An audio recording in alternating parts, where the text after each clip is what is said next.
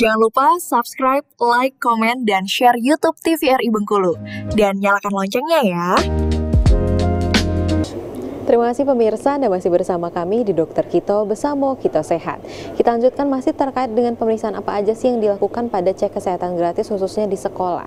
Kalau misalnya dari Bang Agung nih, tentunya pemeriksaan dari dulu memang udah ada ya Bang.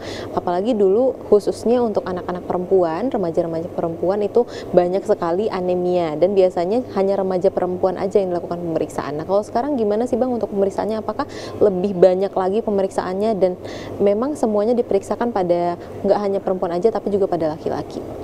Baik, kalau dulu tuh sebenarnya kegiatan CKG ini namanya penjaringan kesehatan dok, karena berkaitan dengan digantilah kegiatannya jadi CKG gratis untuk yang di sekolah. Nah kalau dulu tahun kemarin itu pemeriksaan kesehatannya khususnya cek darah itu hanya anak siswi yang perempuan saja. Itu sekali tuh cuma ceknya yang diperiksa cuma HB.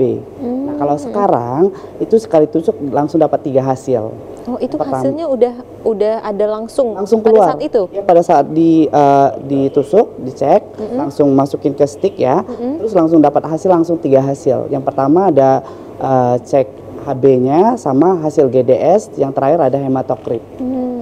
Itu makanya sayang sekali kan orang tuanya langsung menolak kan. Jadi ini sekali tusuk langsung dapat 3 hasil manfaatnya. Oke, tentunya bisa kalau misalnya GDS untuk ke diabetes, kalau misalnya HB ke anemia ya, ternyata banyak sekali penyakit yang bisa dideteksi pada cek kesehatan gratis sebenarnya. Sayang banget kalau misalnya orang tua masih menolak dengan banyaknya dampak positif yang ditimbulkan dari cek kesehatan gratis ini. Nah, kalau misalnya terkait dengan dampak positif nih dok, dari Dokter Wenti tentunya tadi sudah kita bahas sedikit apa aja sih dampak positif. Mungkin boleh dilanjutkan dokter terkait dengan dampak positif aja sih, apa aja sih yang bisa didapatkan pada cek kesehatan gratis. Sebelum masuk ke dampak positif, kita selesaikan sedikit ini ya.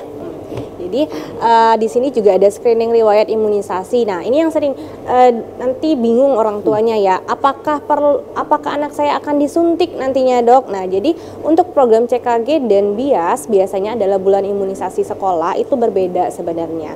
Nah pelaksanaannya mungkin deket-deketan tapi programnya beda dan itu pun lebih resmi ya bang ya, ada tertulisnya nanti ya. Kalaupun penolakan harus ada inform konsennya. Nah kalau BIAS itu tadi yang disuntik nih di lengan biasanya.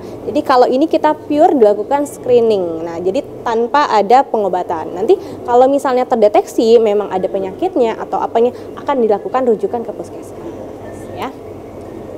Oke. Nah, ini manfaat bagi anak dan orang tua. Ada 2 ya ternyata. Bukan anaknya aja, tapi ternyata orang tua juga ada manfaatnya. Yang pertama untuk anak adalah mendapatkan layanan kesehatan tanpa biaya dan tidak memakan waktu, artinya tidak perlu ke puskesmas ngantri lagi ya, atau ke klinik terus bayar kan. Ini anaknya duduk manis di sekolah, nanti didatangin di screening ya. Lalu terpantau status gizi, pertumbuhan dan kebugarannya. Dan lagi-lagi ini tercatat ya, artinya datanya ada dan bisa dibuktikan nanti. Jadi bukan salah-salah nanti periksa-periksa ngomong aja gitu kan. Mana nih dok buktinya? Ada ya. Tenang aja, ada rapotnya ya, ada rapotnya nanti. Kemudian bisa segera mendapat rujukan bila ditemukan ada masalah. Contohnya tadi terdeteksi ternyata anemia nih. Nanti ada lagi kategori anemia ya, anemia ringan, berat dan sedang. Ringan, sedang dan berat ya. Nah, nanti kalau dia ternyata ada anemia, kita lakukan rujukan ke puskesmas. Biasanya nanti akan dilakukan pemeriksaan lebih lanjut ya. Kemudian kalau masih bisa dijangkau di puskesmas pengobatannya, maka terapinya hanya batas puskesmas. Kalau butuh pemeriksaan lebih lanjut, akan kita berikan rujukan ke vaskes tingkat lanjut. Oh berarti kalau memang udah terdeteksi ini langsung dilakukan rujukan ya dok ya, jadi memang nggak perlu ribet-ribet lagi ya dok kalau memang udah kesehatan gratis dan ternyata sayangnya terdeteksi ada suatu penyakit langsung dirujuk dari dokter sendiri berarti ya dok? Ya karena kan yang turun itu adalah pegawai puskesmas ya, dokternya, bidannya, perawatnya, semuanya ada di situ. Jadi nanti akan ada rujukan, jadi berjenjang dia ya, dari deteksi dini kemudian ke puskesmas, bahkan bisa ke vaskes tingkat lanjut. Penting sekali untuk dilakukan deteksi dini. Teredukasi tentang cara menjaga kesehatan pribadi. Jadi tidak hanya sebatas screening lagi-lagi, tapi kita juga memberikan edukasi ya, bagaimana perilaku hidup bersih dan sehat yang bisa dilakukan anak usia sekolah. Kemudian bagaimana mencegah terjadinya penularan penyakit-penyakit infeksius ya. Nah, untuk orang tua manfaatnya apa nih? Yang pertama meringankan biaya pemeriksaan kesehatan anak. Nah, tadi kita udah bahas ya, semuanya gratis ya. Kalau misalnya mau MCU itu mahal ya. Iya. Kemudian belum lagi waktunya, itu tentu akan memakan waktu dan biaya, belum lagi effort mau perginya ke sana ya. Dan tentu saja tidak hanya bisa sekali, kan harus ada konsultasi lagi, kemudian tindak lanjut lagi. Lalu yang kedua, mendapatkan informasi kesehatan anak secara langsung. Tadi ya, jadi tidak hanya omon-omon artinya ya.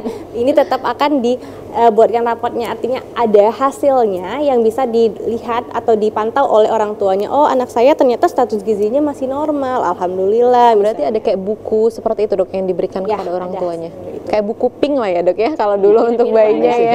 Kalau masih balita ada buku pink ya, untuk sekolah ada lagi. Kemudian lebih cepat mengetahui bila anak butuh perhatian medis khusus tadi ya. Jadi kita sebagai orang tua pun tidak was-was ya, karena sudah dilakukan screening. Minimal kita tahu bahwa anak kita beresiko atau tidak untuk penyakit-penyakit yang bisa dilakukan screening tadi. Kemudian selain ini tadi juga ada kejiwaan ya. Jadi artinya kalau ada masalah kira-kira anaknya ke arah kejiwaan juga bisa dilakukan screening. Apalagi kejiwaan ini biasanya nggak kelihatan ya dok ya, apalagi Benar. fisiknya biasanya nggak terlihat ada sesuatu hal yang aneh. Apalagi kalau anak-anak itu kan masih labil-labil ya, kadang stres sedikit dia pikirannya kemana-mana. Iya bener dok. Jadi butuh pendampingan, butuh diedukasi, dan butuh pengawasan lagi. Kalau jiwa itu gimana dok untuk screeningnya? Kalau jiwa screening biasanya ada kuesionernya, tapi ada juga program yang lain ya, biasanya screening kejiwaan yang lain ada juga. Nah, pada CKG itu hanya screening awalnya aja. Nah, nanti ada lagi untuk monitoringnya, biasanya dilakukan di sekolah-sekolah ya, memang di sekolah-sekolah SMP dan SMA biasanya. Kalau SD agak jarang-jarang sebenarnya. Oke, berarti sangat komprehensif ya untuk Iya, CKG ini. Mungkin judulnya aja yang gratis dan mungkin kayak diremehkan karena dia gratis, ternyata banyak banget pemeriksaan yang dilakukan dan penting manfaatnya. sekali. Iya. Oke, mungkin dilanjutkan sama Bang Agus. Oke, tentunya dalam pelaksanaan CKG ini ada hambatan juga ya Bang ya, hambatan yang bisa dirasakan oleh tenaga kesehatan. Apa aja sih sebenarnya yang biasa dirasakan oleh tenaga kesehatan dalam pelaksanaan CKG? Tapi dijawabnya habis ini ya Bang ya. Baik pemirsa, akan kita lanjutkan setelah jeda iklan berikut ini. Tetap bersama kami di Dokter Kito Besamo Kita Sehat.